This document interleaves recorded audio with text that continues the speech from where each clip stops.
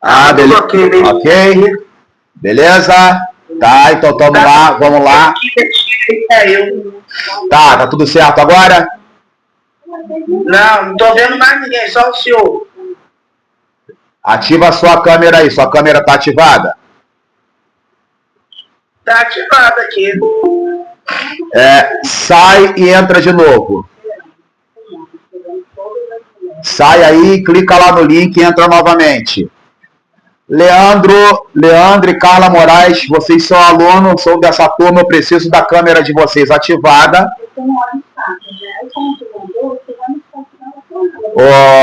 Rosiane, Rosane, sai aí e entra de novo. Clica lá no link de novo, lá no grupo. Peraí. Tudo bem.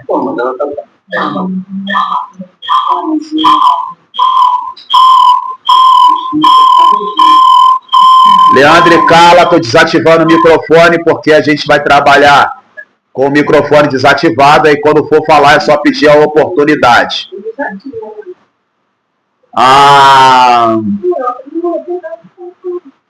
Vamos lá. Esperar a Rosane voltar aqui. Um probleminha lá. E vamos para cima.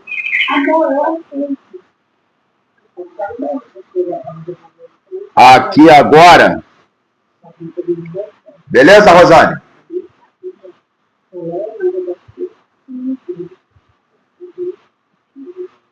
Rosane?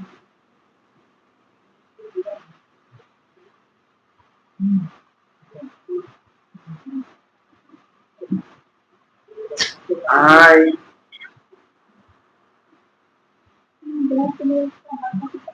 Agora foi, voltei. Voltou? Ativa a sua câmera aí agora. Vamos dar início aqui com a oração e vamos prosseguir.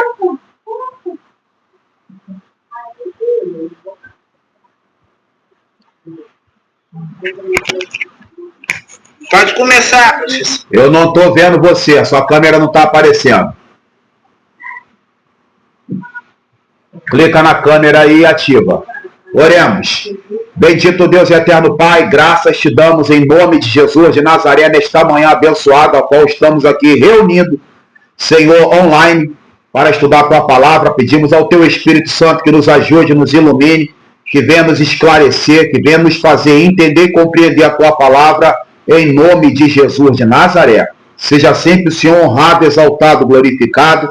Enquanto estivermos aqui estudando, o Senhor repreenda, Senhor, repreenda toda a retaliação, toda obra contra a nossa casa, a nossa vida, contra os nossos parentes, nossos familiares, filho, filha, avô, neto, neta, tio, tia, qualquer um que seja ligado e coligado à nossa parentela, à nossa família, em nome de Jesus. Amém. Pessoal, quando for ter dúvida, é só ativar o microfone. Eu vou trabalhar com o microfone desativado, porque senão dá microfonia. Carla Moraes, pintinha o cabelo e aparece, por favor. Esse teu cabelo comprado na feirinha. Gente, aqui a gente está tratando da pesquisa online, e a primeira parte dessa pesquisa aqui, que eu exigi para vocês, eu já mandei o arquivo para vocês, depois eu vou compartilhar contigo, tá, irmã Débora? É a Confissão Belga, artigo 19 da Confissão Belga. Então, no artigo 19 da Confissão Belga, ele fala das duas naturezas de Cristo. Cremos que, por essa concepção, a pessoa do Filho está unida e conjugada inseparavelmente à natureza humana. Por isso, Cristo, ele nasceu segundo a lei. Esse segundo a lei não é segundo a Torá, tá bom, pastor Jorge? Esse segundo a lei não é segundo a Torá, é segundo a lei da biologia. Ele nasceu de uma mulher. Olhando dizer que nasceu segundo a lei, parece que ele nasceu porque a lei mandou. Na verdade, a lei não mandou ele nascer. Ele é o Criador de todas as coisas, como já vimos isso na carta de Paulo a Colossenses, capítulo 1, versículo 14, 15 e 16. Então, aqui está determinado, deixado claro já para vocês o que o nascimento dele, como é e por que é. Tá? Então, inseparavelmente humano. Não há, então, dois filhos E não há, então, dois filhos de Deus, nem duas pessoas, mas duas naturezas unidas em uma só pessoa. Aprendemos isso em Cristologia, onde entendemos que Cristo é 100% humano e 100% divino. O Evangelho de João é o que apresenta o Cristo 100% divino. Quando Jesus fala, eu e o Pai somos um.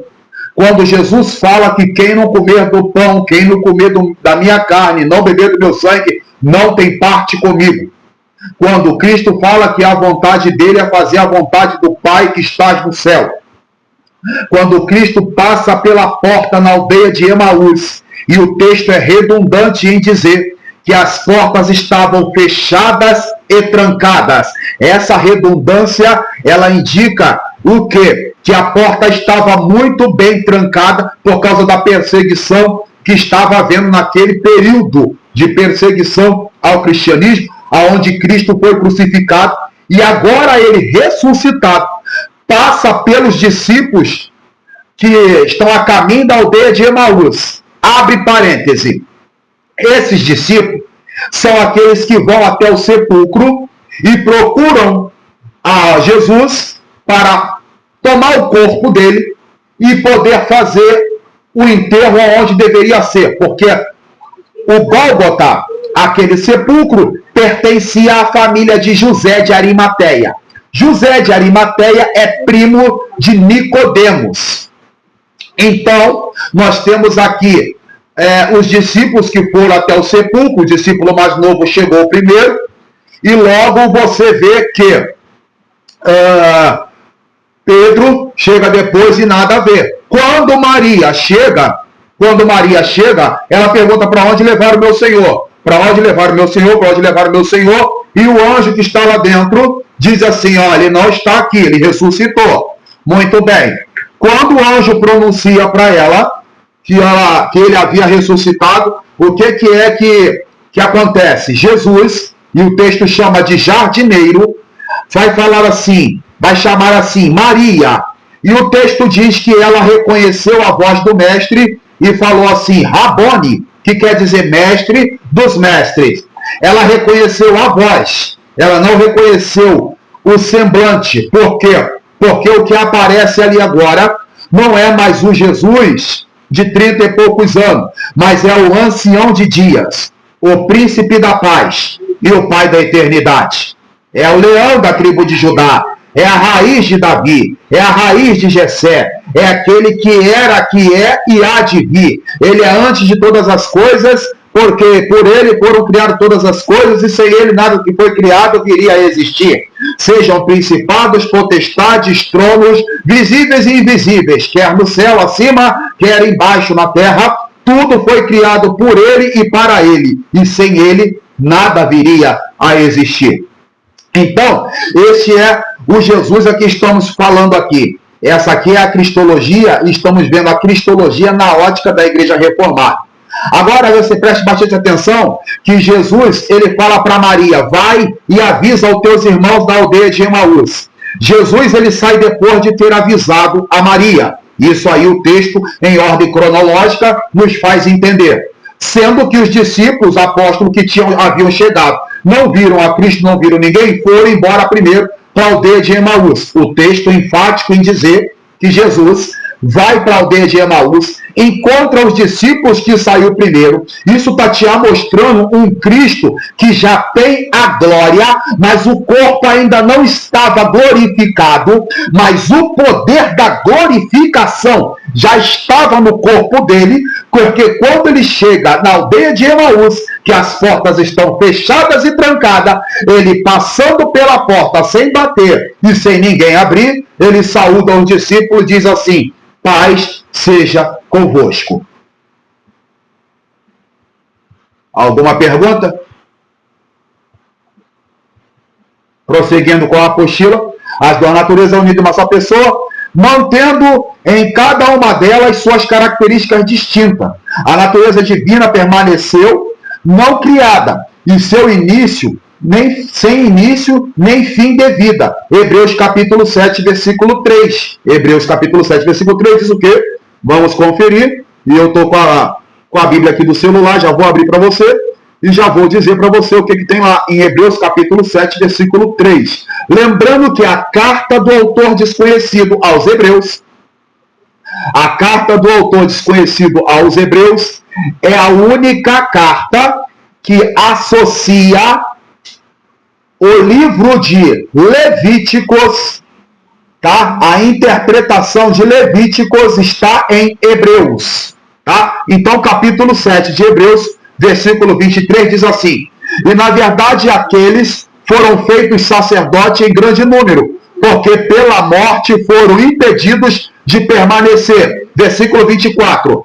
Mas este, porque permanece eternamente, tem um sacerdócio perpétuo. Portanto, versículo 25, pode também salvar perfeitamente os que por ele se chegam a Deus, vivendo sempre para interceder por eles. Ou seja, ele sempre vai interceder por nós. Então, vamos lá. Preenchendo o céu e a terra. Do mesmo modo, a natureza humana não perdeu sua característica, mas permaneceu. A criatura, tendo início, sendo uma natureza finita e mantendo tudo o que é próprio, deu um verdadeiro corpo. E ainda que por meio da sua ressurreição Cristo tenha concebido imortalidade, a sua natureza humana não transformou a realidade da mesma, pois na nossa salvação e ressurreição dependem também da realidade do seu corpo. Por isso está escrito na carta de apóstolo Paulo a Timóteo, capítulo 2, versículo 5, que só há um mediador entre Deus e o homem, Jesus Cristo, homem. Assim como ele foi, quem tiver que ir também, assim como ele será. Porque morre na terra, ressuscita na glória. Essas duas naturezas, porém unidas em uma só, de tal que permanece que por sua morte foram separadas. Então, ao morrer, ele entregou nas mãos de seu Pai o verdadeiro espírito humano que saiu do seu corpo. Mas a natureza divina continuou unida à humana. Mesmo quando ele jazia no sepulcro, a divindade não cessou de estar nele. Assim como estava nele quando era criança, embora por algum tempo não tinha se manifestado. Por isso, confessamos que Cristo é verdadeiro Deus e verdadeiro homem. Verdadeiro Deus a fim de vencer a morte por seu poder. Verdadeiro homem a fim de vencer a morte por sua fraqueza, de sua carne. Ou seja, ele vence a morte pela fraqueza da carne. A carne está sujeita à morte por causa do pecado original. Pecado original é o primeiro pecado que acontece no jardim do Éden. Esse pecado original se deu a Adão e Eva. Existe uma dispensação associada, chamada dispensação adâmica, aonde Deus fez o julgamento a Adão e Eva. Existe uma dispensação chamada noética e abraâmica. Deus fez o julgamento com Noé e fez o julgamento com Abraão. Versículos bíblicos para deixar claro a divindade de Cristo em sua real natureza humana e divina. João capítulo 1, versículo 14. O verbo se fez carne e habitou entre nós. Evangelho também de João, capítulo de número 10, versículo de número 30, que está escrito: eu e o Pai somos um. Ainda você vai ter Romanos capítulo 9, verso 5, Filipenses capítulo 2, versículo 6 e 7, deixou a sua glória. Mateus capítulo 28, verso 20, 1 Timóteo 2, 5, acabei de citar, Mateus 26, 11, Lucas 24, 11, Lucas 24, 39, isso aqui eu vou disponibilizar novamente para quem ainda não tem, que é a Débora. João 20, verso 25, Atos dos Apóstolos, capítulo 1, versículo 3 e 11, Hebreus 2, 9, 1 Coríntios 15, 21, Filipenses 3, 21, Mateus 27, 50. Esse texto você não pode esquecer.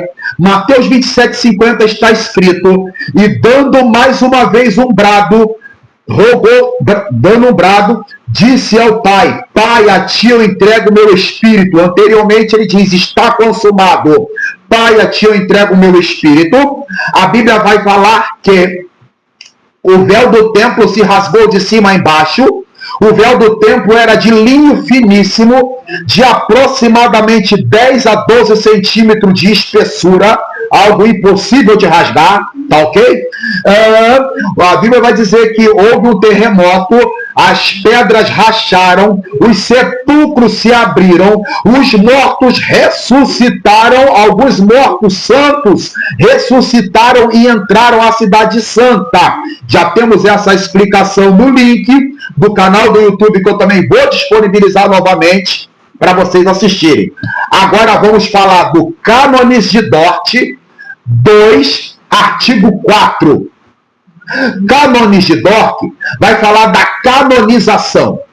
E Dort é uma cidade da Holanda. Essa cidade é onde está também associada a faculdade de Frankfurt, porque ela começa em Dort e depois se estabiliza em Frankfurt.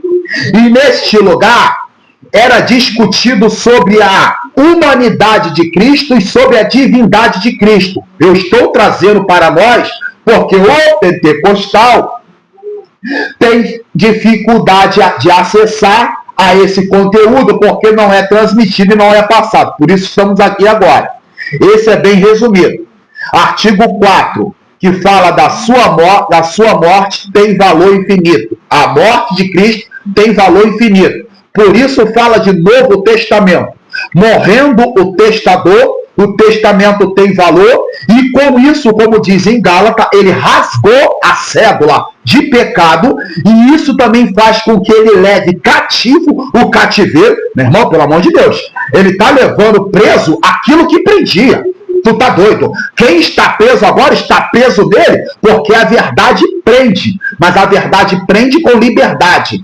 A mentira, ela prende, mas ela aprisiona com mentira. Quem está aprisionado na mentira não tem a liberalidade da liberdade de poder se expressar, porque não tem como embasar aquilo que está sendo proclamado. Por isso, a única forma eficaz de se pregar a soteriologia, isso é a doutrina da salvação, é através da teologia cristã, dizendo do Cristo ressuscitado. Ele tem a chave da morte e do inferno. Evangelho de João, capítulo 14, versículo 6, vai dizer assim: Jesus é o caminho, a verdade e a vida, e ninguém vai ao Pai a não ser por ele. Todas as outras religiões dizem que vão ver Deus. Eu concordo. Mas o importante não é ver Deus, mas é saber como você vai ver Deus. Se é para castigo eterno ou se é para redenção eterna. Ok. Essa morte é de tão grande poder e valor, porque quem se submeteu a ela era não apenas homem, verdadeiro e perfeitamente santo, mas também o Filho único de Deus. Ele é Deus eterno e infinito, junto ao Pai e ao Espírito Santo. Assim devia ser nosso Salvador. Além disso, ele sentiu, ao morrer, a ira e a maldição de Deus, que nós merecemos pelos nossos pecados. Ele se fez maldito por nós, porque está escrito: maldito todo aquele que for pendurado no madeiro. Essa mesma expressão também se encontra no livro de Deuteronômio. Fechou? Agora vamos para a confissão de fé presbiteriana, que foi feita na abadia de Westminster. E vamos falar do capítulo 8, aonde Cristo é o mediador. Essa abadia de Westminster é aquela que aparece entre duas pontes, no rio chamado de Rio Sena, na França, aquela grande igreja que aparece, aonde tem os catecismo maior e o catecismo menor. É um ponto histórico e turístico, e essa é a abadia de Westminster, na França. Ali estudou Jonathan Edwards, aonde tem um livro que vai dizer Pecadores na mão de um Deus irado. É um livro fenomenal. Ali estudou também George Waterfield, um grande evangelista. Quem acessou ali também foi John Wesley. Quem acessou ali também foi Erasmo de Roterdã. Quem acessou ali também foi Charles Adam Spurgeon e muitos outros teólogos. Todos os que estudam teologia na Catedral de Westminster ou Abadia de Westminster, todos os que estudam lá têm que sair de lá com um livro publicado de pelo menos 200 laudas, 200 páginas. Então tá, Cristo mediador. Aprove a Deus, em seu eterno propósito, escolher e ordenar o Senhor Jesus, seu Filho unigênito, para ser o mediador entre Deus e o homem, profeta, sacerdote e rei, o cabeça salvador da sua igreja, o herdeiro de todas as coisas, o juiz do mundo, e deu-lhe desde toda a eternidade um povo para ser sua semente e para, no tempo devido, ser por ele remido, chamado, justificado, santificado e glorificado. Então, a seu tempo, somos remidos, chamados, justificados, santificado e, no final, é glorificado. Agora, o Filho de Deus, a segunda pessoa da Trindade, sendo verdadeiro e eterno Deus da mesma substância do Pai, é igual a ele. Quando chegou o cumprimento do tempo, tomou sobre si a natureza humana, com todas as suas propriedades essenciais e enfermidades comuns, contudo sem pecado concebido pelo poder do Espírito, sem pecado, e sendo concebido pelo Espírito Santo no ventre da Virgem Maria, e da substância dela, substância fala de genética, substância fala de DNA. Tudo isso aí que ele herdou de Maria fala da humanidade. Porém, o anjo, quando fala com Maria, diz que ela estava cheia da graça. Por isso, Jesus, ele nos entrega a salvação pela graça. Quando se está cheio da graça, você não vê o texto dizer que Cristo ficou enfermo, porque estava cheio da graça. Muito bem. As duas naturezas inteiras, perfeitas e distintas, a divindade e a humanidade, foram inseparavelmente unidas em uma só pessoa, sem conversão, composição ou confusão. Essa pessoa é verdadeiro Deus e verdadeiro homem, porém um só, Cristo, o único mediador entre Deus e o homem. As referências bíblicas dessa daqui, nós já falamos anteriormente, quando falamos das duas naturezas dele lá no início. O Senhor Jesus, em sua natureza humana, unida à divina, foi santificado e sem medida ungido com o Espírito Santo, tendo em si todos os tesouros de sabedoria e ciência. Aprove ao Pai que nele habitasse toda a plenitude, a fim de que, sendo santo, inocente, incontaminado, cheio da graça e verdade, estivesse perfeitamente preparado para exercer o ofício de mediador e fiador. Este ofício ele não tomou para si, mas ele foi chamado pelo Pai, que lhe pôs nas mãos todo o poder e todo o juízo, ele ordenou que os exercesse. Com isso, nós temos a referência do Salmo 45, verso 5, Evangelho de João, capítulo 3, verso 34, Hebreus, capítulo 1, verso 8 e 9, Colossenses 2, 3 e também 1, 9, Hebreus 7, 26, que fizemos a leitura anteriormente, Evangelho de João 1, 14, que já foi citado, o verbo se fez carne e habitou entre nós, João capítulo 10, versículo 38 também, Hebreus 12, 24, e também 5, versículo 4 e 5 de Hebreus, João 5, 22 e 27, Mateus 28, 18. Este ofício, o Senhor Jesus empreendeu muito voluntariamente para que pudesse exercê-lo. Foi feito sujeito à lei, que ele cumpriu perfeitamente, padeceu imediatamente em sua alma, com as mais cruéis tormentas em seu corpo e os mais penosos sofrimentos. Foi crucificado e morreu. foi sepultado e ficou sob o poder da morte, mas não viu a corrupção. Ao terceiro dia ressuscitou dos mortos, com o mesmo corpo com que tinha padecido, e com esse corpo subiu ao céu, onde está assentado à destra do Pai, fazendo intercessão. De lá voltará no fim do mundo para julgar os homens e os anjos. Jesus está voltando para buscar a igreja. Ele volta nas nuvens, ele não desce à terra. O fato aonde ele descerá à terra é com a nova Jerusalém, que desce do alto. Apocalipse nos diz que ela tem tanto côvado para o lado, tanto côvado para o outro, tanto côvado para cima. As 12 colunas na nova Jerusalém têm o nome dos 12 apóstolos. Vale lembrar que Cristo morreu e não viu a corrupção.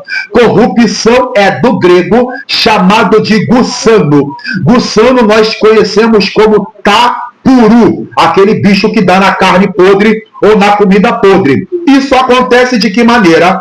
Quando o corpo entra no estado de decomposição, ao terceiro dia, o intestino grosso e o intestino fino vai arrebentar, ele vai estourar, vai se misturar com os ácidos e dali vão surgir os gussanos, que é chamado de corrupção e tapuru.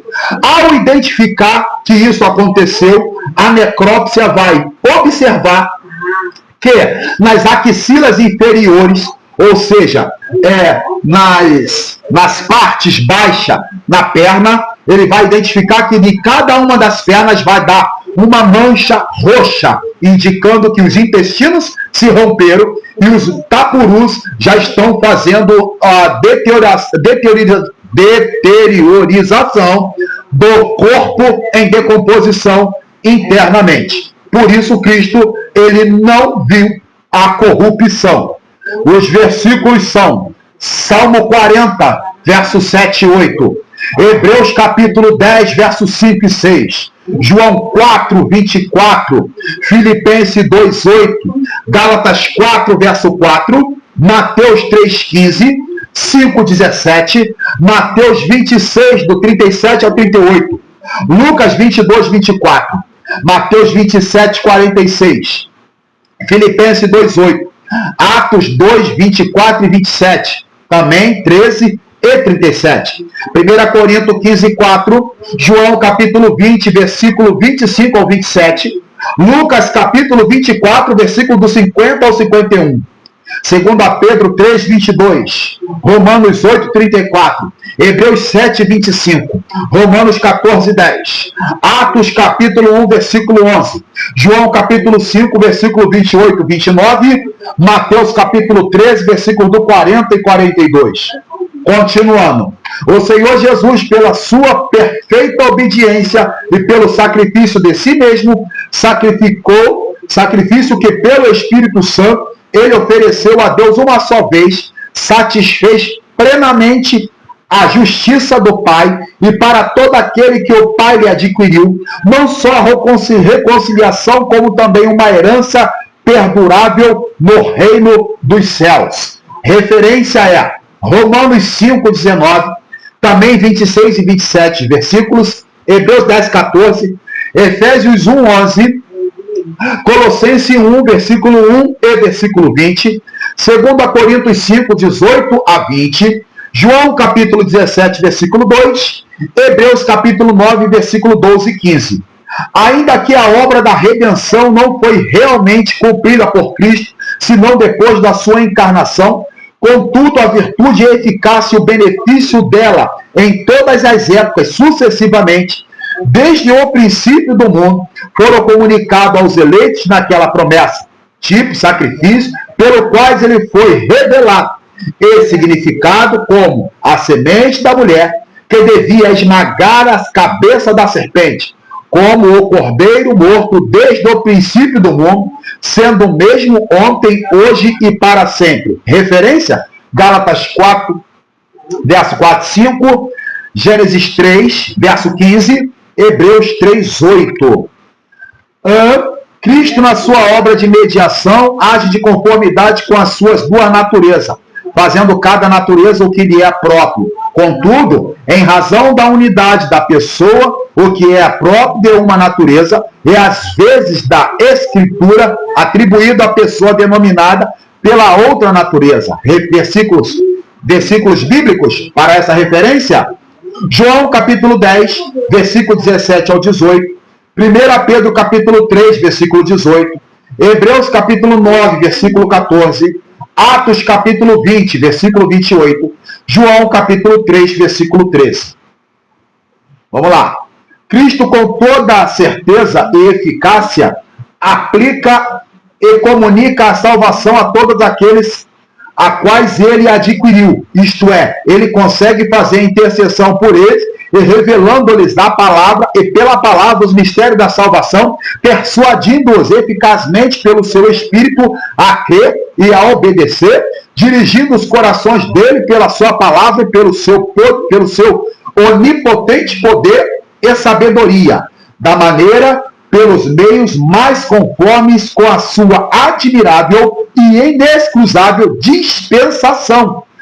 Os versículos base para essa referência são Evangelho de João, capítulo 6, versículo 37 ao 39, também capítulo 10, versículo 15 e 16, primeira epístola de João, capítulo 2, versículo 1, também João capítulo 15, versículo 15, Efésios capítulo 1, versículo 19, João capítulo 17, versículo 6, 2 Coríntios 4, 13, Romanos capítulo 8, versículo 9, 14 e também capítulo 15, versículo 18 ao 19, Evangelho de João capítulo 17, versículo 17, Salmo 90, verso 1, primeira carta de Paulo aos Coríntios, capítulo 15, versos 25 a 26, Colossenses 2,15, Lucas capítulo 10, versículo 19. Agora, cânones de Dort, 2, artigo 4, não, já fizemos a leitura, e agora, indo para o final, vamos falar do Catecismo de Heidelberg, e esse Catecismo de Heidelberg, ele relata para nós a pergunta dentro do texto que está em Atos dos Apóstolos, capítulo de número 4, versículo de número 12. Atos 4, 12 diz assim: E em nenhum outro há salvação, porque também debaixo do céu nenhum outro nome há dado entre os homens, pelo qual havemos de ser salvos. Está sendo enfático a resposta para essa pergunta. A pergunta é: todos os homens são salvos em Cristo? Aí todos aqueles que o recebem pela fé. Então o texto base é Atos 4, 12. Eu quero que vocês reparem a construção estudantil da Igreja Reformada na ótica da Cristologia. Beleza? Repara isso. Estamos caminhando para o final, tá? Temos o outro texto base agora para a segunda pergunta, que é Romanos capítulo 10, versículo do 9 ao 14, junto com Efésios capítulo 2, versículos do 8 ao 9. E aí a pergunta é: em que consiste a fé? E a resposta é: a fé verdadeira consiste do conhecimento das verdades do Evangelho e da confiança nela. Quem acha que conhece os evangelhos não conhecem, porque Paulo falou acerca de o meu evangelho, porque era Paulo pregando um evangelho falando de Cristo, por isso ele fala o meu evangelho. A diferença do evangelho de Paulo para o evangelho de Cristo é uma só, Carla Moraes. Porque ele vai dizer que Cristo ele prega o evangelho do reino. Apóstolo Paulo vai pregar o evangelho que é dado pela graça. O mesmo Cristo que prega o evangelho do reino de Deus, ele está dando a graça de Deus também sobre nós. Mas a graça só chega quando o testador desse Novo Testamento desce às regiões mais baixas e depois é assunto ao céu. Por isso a graça é nos dada através dele pelo Espírito Santo que intercede com gemidos inexprimíveis. Eita glória! É muita Bíblia, né? É muita Bíblia, né? O exemplo, o conhecimento correto provém das Escrituras Sagradas. Sim. Vem com a pergunta. Desculpe, pastor, desculpe. O nome do livro que o senhor falou é Pecadores nas mãos de Deus irado, não é isso? Isso, de Jonathan Edwards. Bom, obrigado. Jonathan Edwards também deixou claro que se no Evangelho a gente escolher só o que a gente quer, não é o Evangelho de Cristo, é o Evangelho ao nosso bel prazer. Já que o Evangelho é o nosso bel prazer, a gente também não vai ser salvo. O conhecimento correto provém das Escrituras Sagradas, pois são nelas que Deus se revela a nós. E o Espírito Santo que nos incita a crer.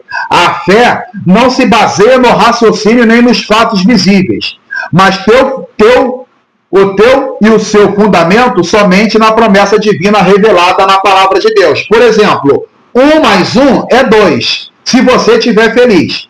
1 mais 1 é 2, se você estiver triste. Ou seja, quer você esteja feliz, quer você esteja triste, Deus continua sendo Deus e a palavra dele continua sendo viva e eficaz, mais penetrante do que qualquer espada de 12 gumes, pois penetra a divisão da alma e do espírito, da junta e medula, e ainda é apta para discernir o pensamento e a intenção do coração. A mesma palavra que é chamada de espada é chamada de martelo. A mesma palavra também é chamada de escudo, é chamada de peixe, é chamada de pão, é chamada de graça. É a palavra que revela e a palavra é revelada. A palavra aviva, a palavra vivifica, a palavra abate o soberbo, a palavra dá graça ao humilde, a palavra faz descer a sepultura e faz também subir dela. A palavra é pão, a palavra é peixe, a palavra é água, a palavra é unção, a palavra é virtude, a palavra é tudo o que você imaginar e o que você não imaginar também a palavra é, porque nem os olhos viram, nem os ouvidos ouviram aquilo que Deus preparou para nós. É a nova Jerusalém, que as ruas são de ouro, o mar é de cristal, lá não haverá choro, porque Deus enxugará dos olhos toda lágrima. Lá as ruas que são de ouro e os mares são de cristal, lá você não vai ter fome, não vai ter sede, porque o próprio Deus que é o Criador, ele é o pão da vida que é descido do céu. Dessa vez você não vai precisar ver o Deus descer do céu na terra, mas ele vai tirar você da terra e levar você para o céu. E quando você chega lá, tu não precisa de pão, tu não precisa de água, porque ele é a fonte da água viva.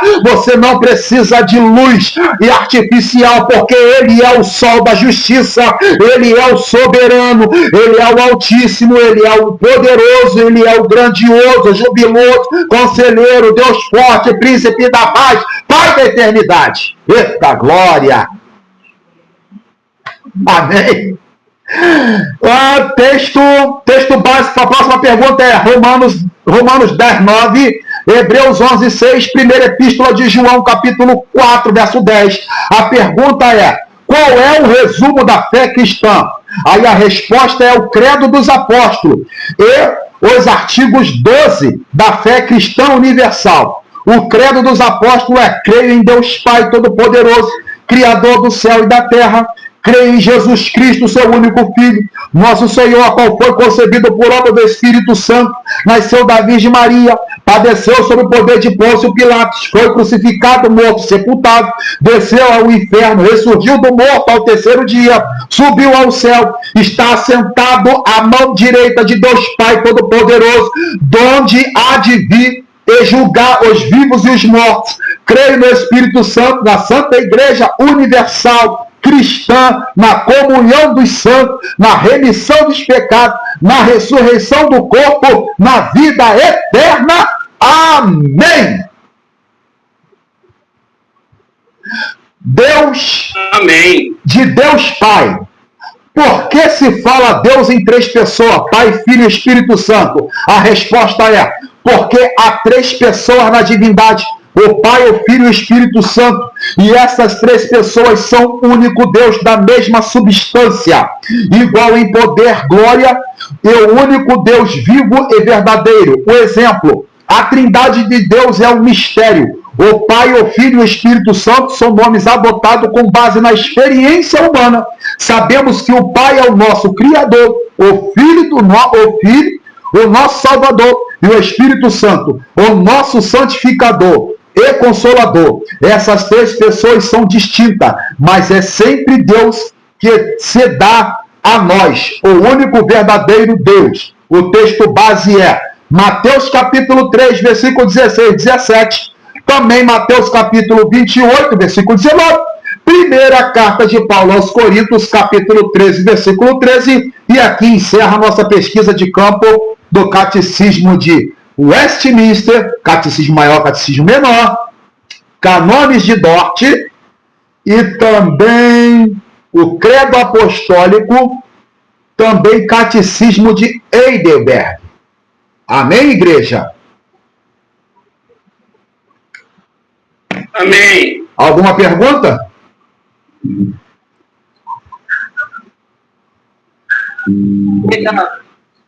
Se não tem pergunta, agradecemos a oportunidade. Agora vai acontecer o que aconteceu em João 7,53. Sendo que vai acontecer porque já é. João 7,53 está escrito assim, ó. E foram todos para sua casa. Como cada um de vocês já estão em casa, vocês não precisam ir, porque vocês já estão. Pastor, Pode parar. Deixa eu fechar aqui a live. maravilha.